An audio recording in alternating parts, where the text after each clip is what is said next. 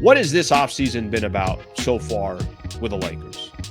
This offseason, really, I can make a case, honestly, that this offseason has been not even just from a Laker perspective, but the biggest offseason story so far. Okay, it's been Cooper Flagg getting drafted, KD getting traded, some other trades that came a little bit earlier, Desmond Bane, a few other players that moved around. The San Antonio Spurs feel like they're working their way and they're getting a little bit better. Denver made some nice moves. There's been some storylines. But I would argue the most dominating storyline so far has been LeBron. The Athletic put this out, and they did an article. Dan Wyke, Joe Varden put out, had an article, I think came out this morning. Amid the constant speculation recently about LeBron James' future, both the Lakers and people close to LeBron James expect that he will be with the Los Angeles Lakers for training camp this fall, sources tell The Athletic, and then obviously the two reporters that I mentioned. So that's it. That's it. What was all the drama for then? What was all the drama for? Sources say that LeBron is expected to be there ready to go for training camp this fall. So all the chatter about the extension, all the chatter about the 1+1s, all the chatter about potential trades, all the chatter, all the kind of the read it how you want to read it, could be a social post, this, that, all that.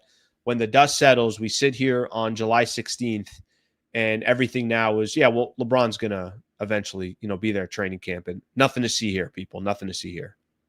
So what was the point of all that? I genuinely want to know what people think, what the point of all that was. I'll give you my thought process. I'll tell you what I think the reason for all of this was. Attention. I really believe that. Attention. Trying to still show that I've got power, and I got power because people will click on the articles. Every news reporter out there will go out there and will start talking about me. I still got juice. Now, I think the way the Lakers handled it, to be honest with you, I think was the right way to handle it. They really didn't say much. They just kind of left it alone. So LeBron was kind of creating his own narrative and his own stories, and then the questions were out there. And this isn't just, when I go back to and I listened to Bill Simmons early on, that was basically saying something to the extent of like, this feels different than other times. The passive aggressive, this one feels different. When I listen to Brian Windhorst, this one it's not normal.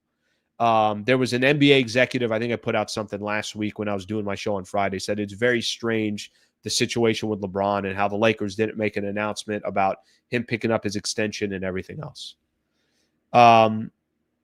I think LeBron was trying as hard as he can, and this might be not his last gasp.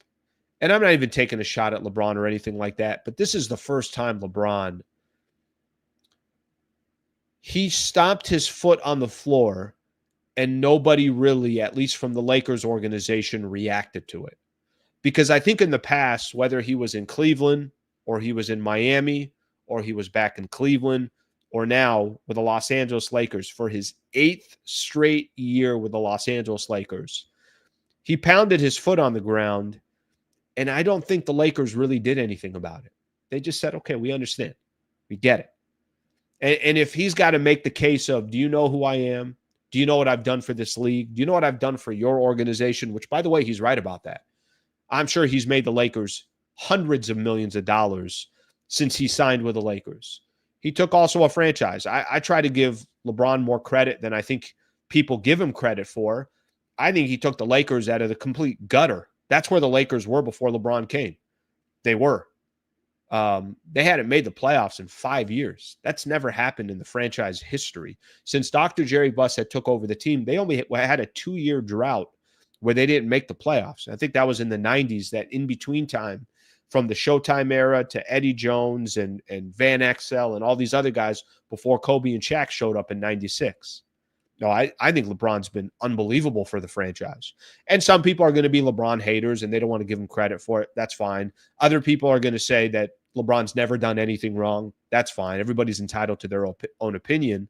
But the last 30 days, I feel like all we've talked about was LeBron.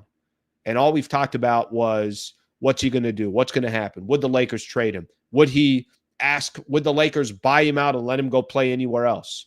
We sit here now on July 16th. All indications are, yeah, he'll be there when training camp starts. So, I kind of find it a little bit comical, but I kind of find it interesting that when the dust settles, this was all just noise. I'm going to make as much noise as I possibly can. And people are going to look at it, they're going to read about it, and they're going to talk about it. But the Lakers organization, I felt like, kind of stood their ground. Said, okay, we'll wait till next year. Let's see what happens this year. I mentioned this. I thought the Nick Wright video that I was playing yesterday, if you guys remember that. And I thought what Chris Broussard just kept mentioning every time Nick Wright's like, why does it feel like they're in a hurry to get out of the LeBron James business?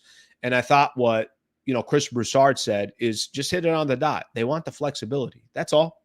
They want to have options. They want to put themselves in a position by the time next summer rolls around, all right, let's reassess everything. How did LeBron do this year?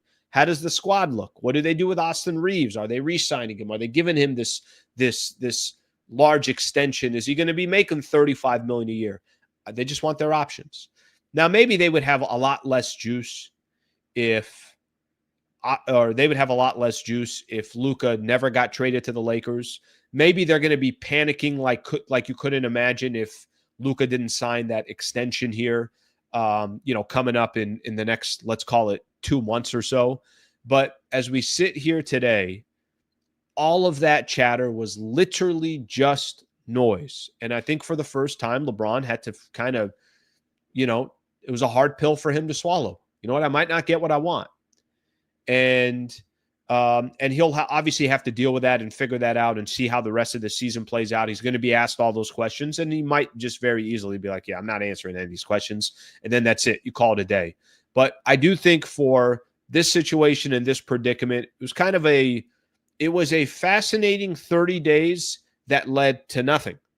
And maybe I think the thing we could take away from all of this is the Lakers are planning for the future, and LeBron is part of the present, and then we'll see how much LeBron is part of the future after that. Okay, let's take a look at some of your comments here. I would love to see what some of the comments here. Now, there are a couple people I did mention. I starred these early on that I'm going to get into here real quick. There was never any LeBron drama. With the help of NBA pundits and certain content creators, LeBron was the narrative. He dominated the news cycle. Did dominate the news cycle. But I would call it LeBron drama. I do think it was LeBron drama.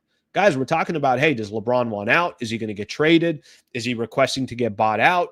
What do the Lakers do from here? That is drama. That is absolutely, that's drama. Okay, maybe the word is a little too dramatic, but I don't know what word you want me to use. I do think it was drama. Let's get another one here. Slee, good morning. With all the LeBron stuff, relinquishing power and control, I always look back when he indicated that he was ready to pass the throne to AD.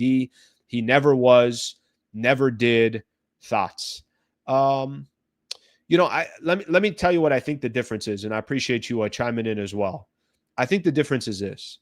The difference is LeBron was trying to hand the keys. Maybe LeBron was saying to him, listen, I'm going to drive the car, but we're going on a road trip.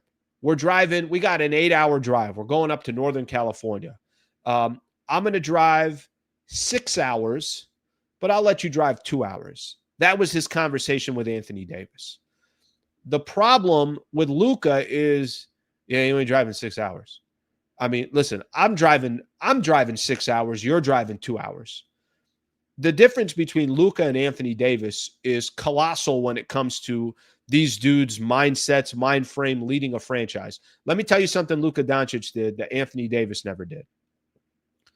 Luka led a team to the Western Conference Finals and to the NBA Finals. Led a team. He was the guy. He was the main focal point. Yes, Kyrie had moments. Yes, there were some other players. But the man, and everybody understands he was the man, was Luka Doncic. Anthony Davis, absolutely stud, the absolute man. If LeBron James wasn't on that team, would you feel comfortable with handing the keys to Anthony Davis and saying, hey, go ahead and take it? I thought AD proved for years that he's got a he's probably not going to be that alpha for 82 games in a playoff run. He'll be that alpha for 60 games. He'll be that alpha for, you can call it 10 of the 21 playoff games, something along those lines, but that's not how Luka is built. So that's what I would say is the difference there. Thank you very much for watching the clip. Just want to give a shout out here to one of our partners, the Wallace Firm. They are official injury attorney of the Sliwa Show and Hoops Talk, the entire channel. If you are ever in a need, and I hope you're not, but some type of serious injury with yourself or a family member of yours, I would like to personally help you by introducing you to the best in the business, Brad Wallace and the Wallace Firm. Also got a URL out here that you can use as well. Just go to wallacewins.com/Sliwa. Thank you for their partnership, and thank you for being a part of the Sliwa Show.